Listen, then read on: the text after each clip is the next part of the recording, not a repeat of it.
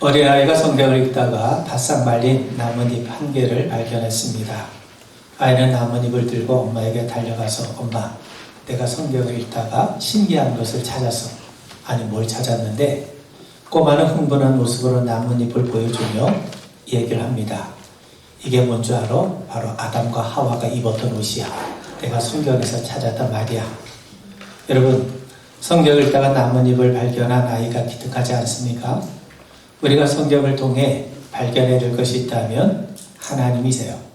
그리고 그 하나님은 어떤 하나님이십니까? 당신의 나라까지도 아낌없이 우리에게 주시기를 원하시는 분이십니다. 누가복음 12장 32절에서 예수님 말씀하시기를 적은 우려 무서워하지 말라. 너희 아버지께서 그 나라를 너희에게 주시기를 기뻐하시느니라. 하나님은 복을 주신 분이시고 우린 이미 큰 복을 받은 사람들입니다. 우리는 하나님의 사랑을 받았고 구원의 은혜를 선물로 받았습니다. 또한 장차 우리는 하나님의 후사가 되어서 그리스도와 더불어 천국의 영광을 풍성하게 누리기로 예정된 사람들입니다. 그런 의미에서 우리는 하나님 나라를 소유하고 있는 사람들이죠. 예수님 분명히 말씀하세요. 너희가 먼저 하나님의 나라와 이를 구하면 우리가 사는 데 필요한 것을 주시겠다고 약속하십니다. 그런데도 우리는 남녀노소 불문하고 복을 받고 싶어 하죠. 그러면 사람들은 어떤 복을 받길 원하는가? 만사 형통, 건강, 장수, 경제적인 풍요, 자녀 출세, 행복한 가정. 심지어 교회 안에서조차도 영적인 것보다는 세속적이고 물질적인 복을 추구하는 그런 실정 아니겠습니까? 그런데 예수님은 우리가 구체적으로 누려야 될 복이 무엇인지를 말씀하세요. 그 복은 하나님 나라를 소유하는 데서 오는 신령한 복입니다. 있다가 없어질 가짜 복이 아니라 영원히 변치 않는 영원한 복을 누리기를 원하십니다. 오늘부터 예수님의 산상수훈 가운데 팔복에 대한 말씀을 함께 나누고자 합니다. 예수님의 산상수훈 가운데 첫 번째로 나오는 이 팔복의 말씀은 우리나라 선교와도 매우 밀접한 관계가 있습니다. 1882년 6월달 이모군란이 발생을 했죠. 이때 명성황후의 목숨을 구한 공로로 이수정은 일본 유학길에 오르게 됩니다. 그는 서구 근대 농업 기술을 배워서 농업 정책을 개혁해야 국가 경제를 발전시킬 수 있다고 하는 신념을 가지고 있었습니다. 그는 1882년 9월 일본 수신사 박영호의 수행원으로 일본을 방문하게 됩니다.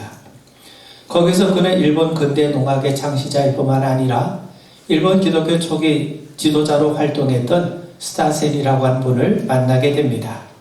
그는 스타센의 초대를 받아 그의 집을 방문했는데 한문으로 쓰인 액자가 이수정의 눈에 들어오게 되었어요. 그 액자에 쓰여진 내용은 지금까지 자신의 유교나 불교, 도교의 경전에서 접했던 그런 내용이 아닙니다. 그 대목은 이러합니다. 허심자복의 이천국 내기국야, 애통자복의 이기장수위야, 온유자복의 이기장득토야, 기갈모의 자복의 이기장득호야, 긍휼자복의 이기장견 긍휼아, 청심자복의 이기장견신야. 여러분 한마디로 말하면 마태복음 5장에 나오는 팔복의 내용입니다. 읽기는 쉬운데 그 뜻을 파악하기가 쉽지 않았던 겁니다. 지금까지 자신이 알았던 복과는 전혀 다른 내용이기 때문이죠. 어떻게 심령에 가난한 자가, 애통하는 자가, 온유한 자가, 의에 주려고 목마른 자가 복 있는 자로 할 수 있겠습니까? 지금까지 자신이 알고 있었던 복과는 전혀 다른 내용이었기 때문에 그렇습니다. 그런 이수정의 스타세는 한문으로 된 신약 성경을 한 권 내어줍니다. 그래서 이수정은 성경을 읽으면서 그동안 자신이 접했던 내용과는 전혀 다른 맛을 느끼게 되었던 겁니다. 그렇다고 해서 선뜻 기독교로 개종할 수도 없어요. 대원군이 천주교를 박해함으로 천주교를 신봉했던 자신의 숙부가 사학주의로 몰려서 차명을 당한 적이 있었기 때문에 서양 종교를 믿는다는 것이 얼마나 위험한 일인지 그는 너무나도 잘 알고 있었던 겁니다. 게다가 그는 정부에서 파견한 국비 유학생 아닙니까? 자신이 기독교를 개종한다면 자신이 누리고 있는 모든 특혜와 신분 보장이 박탈되는 것은 물론 이러니와 그동안 자신과 교제했던 사람들과의 관계도 끊어질 수밖에 없지 않겠습니까? 그런데 이수정은 예수님을 받아들이기로 결심합니다. 1882년 12월 성탄절을 맞이해서 그는 스타센의 인도로 도쿄 스키지 교회에 참석하게 됩니다.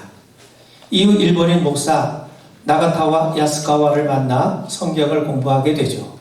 그리고 이듬해 1883년 4월 29일 도쿄 로게츠조 교회에서 미국 장로의 선교사 녹서에게 세례를 받고 기독교 신자가 됩니다. 이수정이 기독교를 전향한 사실이 알려지자 본국에서는 그의 유학비를 중단하고 즉시 귀국하라고 압력을 행사하기 시작해요.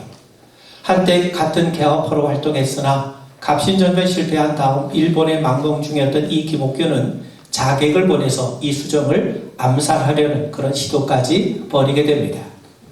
그런데 이수정은 교회의 도움을 받아 농업 공부를 포기하는 대신 미 성서공회 일본 지부 총무 루미스 선교사의 후원을 받아 성경을 번역하는 일에 몰두하게 됩니다. 그는 복음서와 사도행전을 번역했어요. 그리고 1885년 2월 마가복음을 한글로 번역해서 국한문 혼용 신약전 마가복음서 언해를 발간하게 이릅니다. 그리고 일본에 있던 이 미 선교사들의 도움을 받아 조선 땅에도 선교사를 파송해달라고 하는 편지를 미국 교회에 보내게 됩니다. 그의 편지를 받은 미국 교회는 한국 선교를 결정하게 되죠. 그래서 미 감리의 아펜젤러 선교사와 미국 북장로회 언더우드 선교사가 1885년 4월 5일 부활절을 맞이해서 인천 항구에 첫 발을 내디딤으로 한국 선교의 길이 활짝 열리기 시작했던 겁니다. 그들이 내한했을 때 그들의 가방 속에는 이수정이 번역한 신약전 마가복음서 언해가 들어있었던 것이죠. 여러분, 이수정은 부강한 나라와 행복한 백성을 꿈꾸며 농학을 공부하기 위해 일본에 갔어요.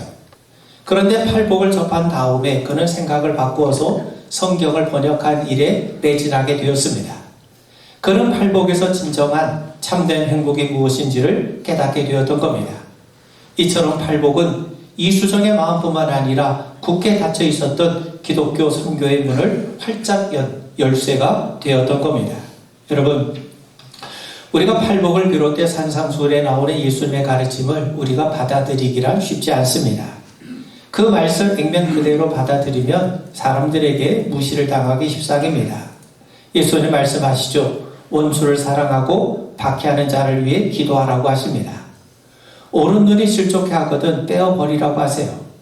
누가 겉옷을 요구하면 속옷까지 내어주라고 하십니다. 누군가 억지로 오리를 가게 하거든 심리를 동행하라고 하십니다. 여러분, 이렇게 해서는 이 험한 세상에서 앞서가기는커녕 생존 자체가 위협받을 수 있지 않겠습니까? 뿐만 아니라 팔복이 말하는 심령이 가난한 자, 애통하는 자, 온유한 자, 의에 줄이고 목마른 자, 이런 자들은 행복하기는커녕 고달픈 삶일 수밖에 없지 않겠습니까?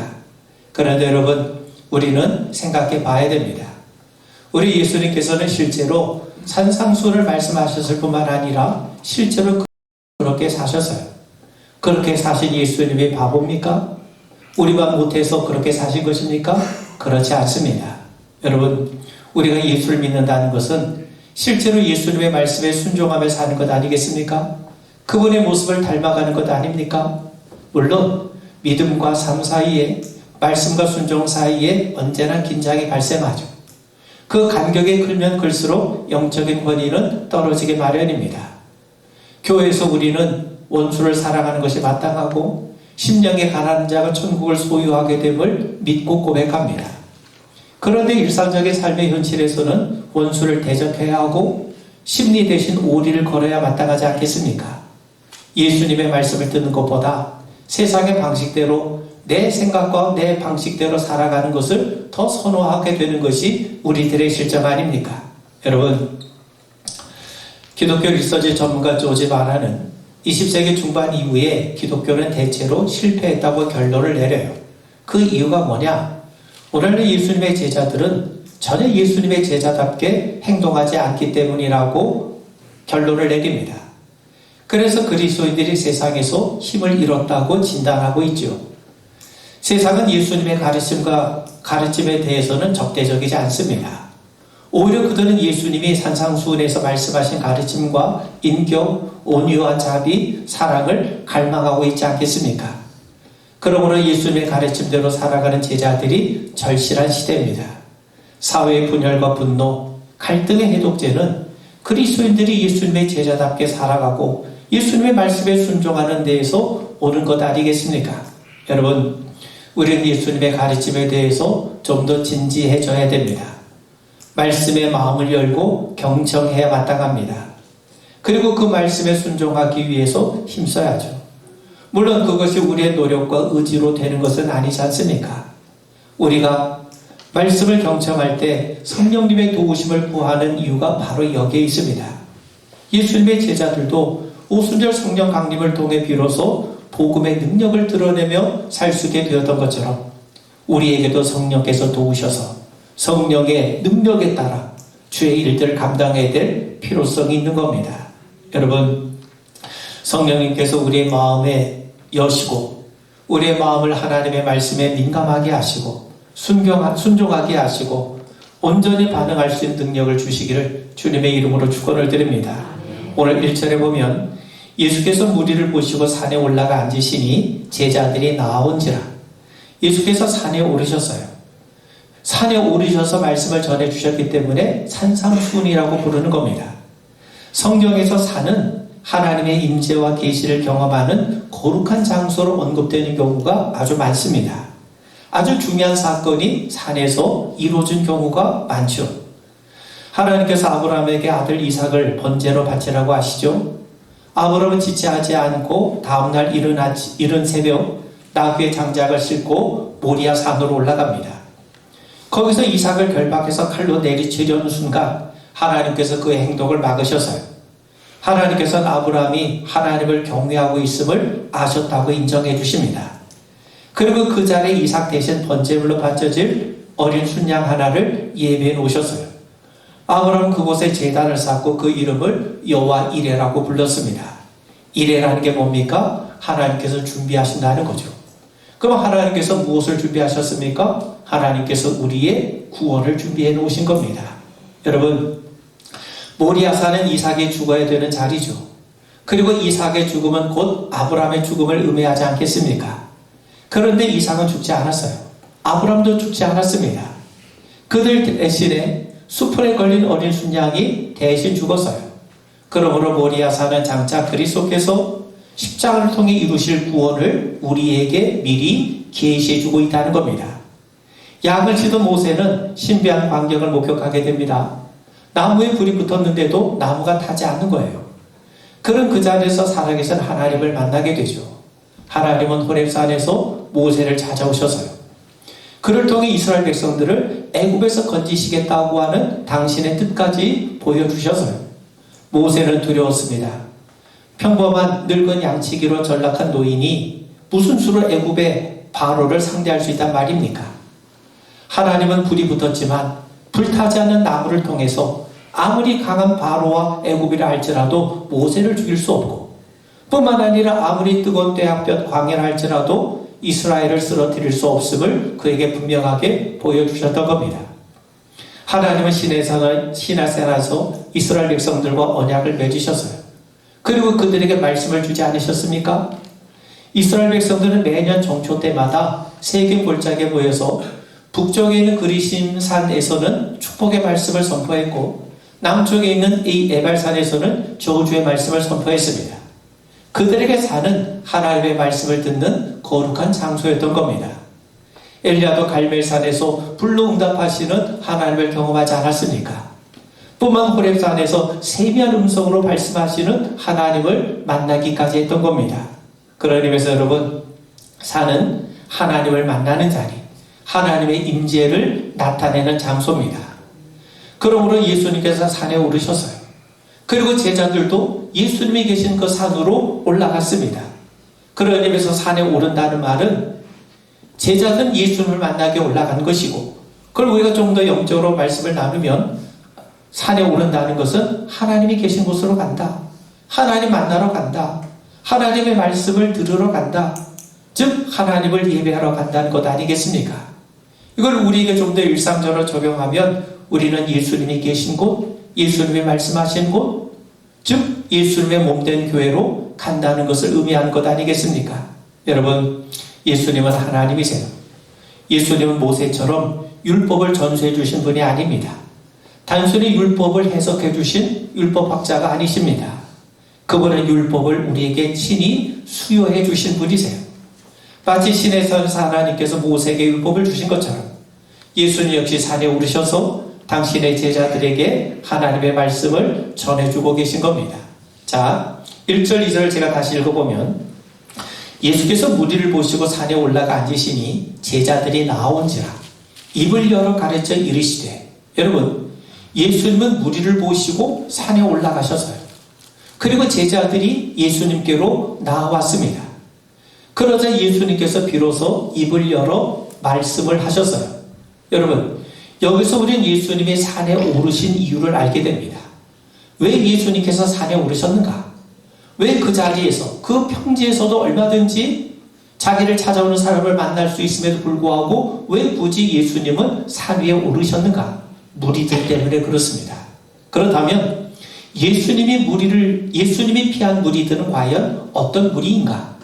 여러분, 마태복음 4장 23절 이하를 보시면 예수께서 온 갈릴리에 두고 다니사 그들의 회당에서 가르치시며 천국 복음을 전파하시며 백성 중에 모든 병과 모든 약한 것을 고치시니 그의 소문이 온 수리아에 퍼진지라.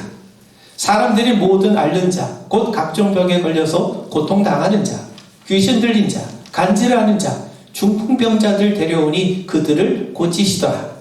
갈릴리와 데가볼리와 예루살렘과 유대와 요단강 건너편에서 수많은 무리가 따르니라 라고 말씀해요. 무리들은 예수님에 대한 소문을 듣고 온 사람들이에요. 예수님은 각종 병에 걸려서 고통당하는 자, 귀신 들린 자, 간질하는 자, 중풍병자들을 고쳐주셔서요. 각종 병에 걸린 사람들은 사실 스스로 오기가 매우 어려웠을 겁니다. 아마 가족이나 이웃의 도움을 받아 예수님 앞으로 올 수 있었을 겁니다. 그런데 예수님은 그들을 불쌍히 여기시고 고치셨어요. 여러분, 예수님은 자비와 긍휼이 풍성하신 분 아니십니까?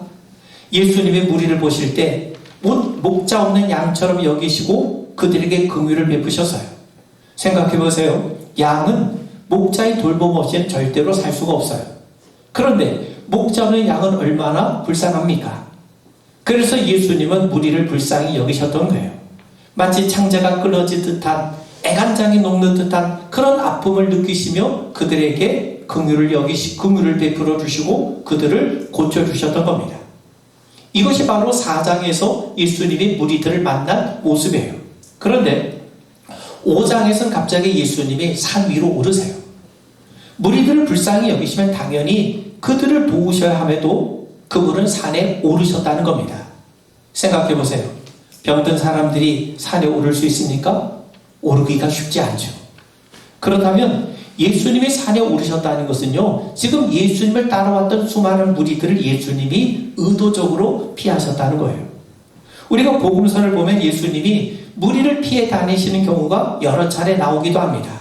자, 예수님은 평지에 있는 무리들을 피해서 지금 산 위로 올라가 앉으세요. 그러자 제자들이 예수님께로 나왔습니다. 여기서 예수님께로 나왔다는 말은 그저 할 일 없어서 우연히 예수님 앞으로 나왔다, 그런 의미가 아닙니다. 여러분, 커피가 마시고 싶어서 카페에 가는 경우도 있고, 반면 누구와 약속을 했기 때문에 카페에 들어가는 경우도 있어요. 겉으로 보면 똑같이 카페에 들어간 건데 들어간 의미가 사뭇 다릅니다. 어떤 사람은 커피를 마시고 싶은 마음에, 어떤 사람은 누군가를 만나고자 그런 의도를 가지고 들어간 거죠. 자, 여러분, 제자들이 예수님께 나왔다는 말은 산 위에 예수님이 계신 모습을 보고 그냥 예수님 보고 싶어서 온 것이 아닙니다. 그들이 산 위에까지 올라온 것은 예수의 말씀을 듣기 위해서, 경청하기 위해서 의도적으로 그들도 올라온 거예요. 그들은 예수님을 만나고 싶은 마음에 그분의 말씀을 경청하고 그분을 따르고자 하는 심정으로 지금 산 위로 올라와서 예수님 앞에 서게 되었다는 겁니다. 그러므로 여러분, 저 아래 평지에는 무리들이 있어요. 그리고 산 위에는 제자들이 있습니다. 제자들은 예수님을 위해 함께 산에 오른 자들입니다. 처음에 그들도 이 산 아래 평지에서 무리들과 함께 어우러져 있었어요. 그러다가 예수님의 산 위에 계신 것을 알고 그분의 가르침을 듣고자 그분을 따르고자 산 위로 올라왔던 거예요. 산 위에 오른 자들 가운데는요, 병을 고치는 목적으로 온 자는 없습니다. 산 위에서 예수님은 기적이 아니라 말씀을 전하셨어요. 평지에서는 자기를 따라온 수많은 무리들을 불쌍히 여기셔서 그들을 고치셨고 그들에게 이적을 베푸셨던 예수님이 이제는 무리를 피해서 산 위에 오르셨고 산 위에서는 병 고침이 아니라 예수님께서 기적 대신 말씀을 전하고 계십니다. 그러므로 지금 산 위에 오른 사람들은 단순히 병 고침이 아니라 예수님을 더 깊이 만나기 위해서, 그분을 따르기 위해서, 그분의 말씀을 경청하기 위해서 올라온 자들이에요. 그리고 성경은 바로 그런 사람들을 제자라고 부르고 있다는 겁니다. 여러분, 여기서 우리는 제자와 무리가 구분되는 걸 알게 됩니다. 무리는 그저 모인 사람들이에요. 제자는요, 따라온 사람들입니다. 배우러 온 사람들입니다. 그들은 병고침을 받기 위해 따라온 자들이 아닙니다. 뭔가 자신의 삶의 유익을 얻기 위해서 따라온 자들이 아닙니다. 그들은 예수님의 입에서 나오는 말씀을 듣기 위해 모인 자들이에요. 예수님을 따르기 위해서 모인 사람들, 예수님을 닮기 위해서 모인 사람들, 예수와 함께 길을 걷기 위해서 모인 사람들, 그들이 제자라고 성경은 우리에게 말씀합니다. 그렇기 때문에 예수님 입을 열어 가르치신 겁니다. 그러므로 산상수훈은 무리들에게 주신 말씀이 아니에요. 제자들에게 주신 말씀입니다. 무리들은 산상수훈을 달갑지 않게 여깁니다. 그들은 산상수훈을 진지하게 받아들이지 않아요. 배척하죠. 말씀대로 고지고대로 받아들이기를 거부합니다. 무시해도 된다고 여깁니다. 무리들의 관심은 오직 예수를 통해 뭔가 유익을 얻는 데 맞춰져 있기 때문이죠. 제가 목회 초년 시절 저 시골에서 목회를 했는데 그 마을에 믿지 않은 분들이 항상 저를 만나면 질문하는 게 있어요. 교인 중에 예수 믿고 생활, 형편이 좀 나아진 사람이 있느냐는 거예요. 자, 여러분, 제자들에게 예수님의 산상수훈은 반드시 따라야 될 말씀이에요. 그들은 뭔가 자신의 이익을 위해서, 뭔가 육적인 만족을 얻기 위해서 예수님을 찾아온 사람들이 아닙니다. 그들은 예수님의 말씀을 경청하고 그분과 함께하고 그분과 동행하기 위해 따라온 사람들인 거죠. 자, 여러분, 우리가 성경을 읽을 때마다 우리가 좀 분별해야 될 것이 있어요. 예수님이 베드로에게 뭐라고 말씀합니까? 사람을 낚는 어부가 되라고 하세요. 우리는 이 말씀을 읽으면서 모든 그리스도인들은 베드로처럼 사람을 낚는 어부가 되어야 한다고 생각합니다. 이걸 우리의 삶에 이루어져야 될 보편적인 원리로 받아들여요. 그런데 거라사 광야를 고쳐주신 예수님은 자기를 따르고자 하는 그에게 오히려 집에 가라고 말씀하세요. 자, 여러분, 사람을 낚는 어부가 되라는 말씀은 모든 신자들이 따라야 될 길을 규정하기 위해서 하신 말씀이 아닙니다. 이거는 베드로가 행한 일을 기술하기 위해서 그 내용을 우리에게 기록해서 알려줄 뿐이에요. 성경을 우리가 읽을 때마다 단순하게 기술한 것과 규정한 것을 우리가 혼돈해서는 안 됩니다. 여러분, 마찬가지입니다. 우리가 산상수훈을 읽을 때 기술과 규정을 잘 구별해야 됩니다. 산상수훈에는 제자들이 반드시 따라야 될 규정이 있어요. 반면 예수님을 따르는 자들에 대해 기술한 부분도 나오고 있다는 사실입니다. 여러분, 산상수훈 가운데 팔복의 말씀은 예수님께서 복을 받는 방법을 규정하신 것이 아니에요. 복을 받은 사람들에 대해서 예수님이 기술해 주신 거예요. 심령이 가난한 자, 애통하는 자, 온유한 자, 의에 줄이고 목마른 자, 이것은 복을 받는 방법을 말씀하신 게 아닙니다. 심령이 천국을 소유하려면 심령이 가난한 자가 되어야 된다? 그 규정을 말씀하는 게 아니에요. 방법을 얘기하는 게 아닙니다. 성경이 말씀하는 것은 천국을 소유한 사람들 가운데 보니까 심령이 가난한 자도 그 천국에 속해 있더라라는 것을 우리에게 기술해 주고 있는 거예요. 자, 여러분, 그런 의미에서 팔복의 말씀은 복을 받는 방법을 말씀하는 것이 아니라 복을 받은 사람들에 대해서 우리에게 말씀하는 거예요. 세상은 강한 사람, 웃는 사람, 배부른 사람이 잘 산다고 하지만 예수님은 우리의 기대를 완전히 뒤집어 놓으시고 다르게 말씀하세요. 하나님 나라에 속한 사람들 가운데 약한 사람도 있고 슬픈 사람도 있고 무시당한 사람들도 그들도 얼마든지 하나님께 속한 백성임을 말씀하고 계시는 거예요. 그래서 예수님은 심령이 가난한 자, 애통하는 자, 온유한 자가 되라고 노력하라고 말씀하신 게 아닙니다. 하나님 나라에 속한 사람들 가운데 그런 사람들도 많이 있을 거라고 주님이 말씀하시는 거예요. 그래서 팔복에 나오는 사람들은 우리가 해야 될 어떤 목록을 말씀해 주는 것이 아니라 우리에게 좋은 소식이 되는 목록을 말해 주는 겁니다. 그런 의미에서 여러분, 하나님 나라에 들어가기 위해 우리가 무엇을 해야 하는가? 이걸 규정하는 것이 아니라 하나님 나라로 인해서 복을 받는 사람들에 대해서 우리에게 알려주고 기술해주고 있는 겁니다. 필립스라고 한 분이 팔복에 비추어서 세상이 추구하는 복을 이렇게 패러디해서요. 약삭 빠른 자는 복이 있나니 저희가 이 세상에서 지위가 오를 것이요. 무정한 자는 복이 있나니 저희는 상처를 받지 아니할 것이요. 불평하는 자는 복이 있나니 저희는 마침내 제멋대로 갈 것이요. 환락에 빠지는 자는 복이 있나니 저희는 죄를 가지고 고민하지 않아도 좋을 것이요. 종을 가진 자는 복이 있나니 저희가 그 종의 수고한 대가를 누릴 것이요. 유식한 자는 복이 있나니 저희가 어떻게 처신해야 하는지 알 것이요. 말썽을 일으킨 자는 복이 있나니 저희를 사람들이 알아줄 것이라. 그런데 여러분, 예수님의 말씀은 세상의 가르침과 다릅니다. 역설로 가득 차 있어요. 크고 작거든 남을 섬기라.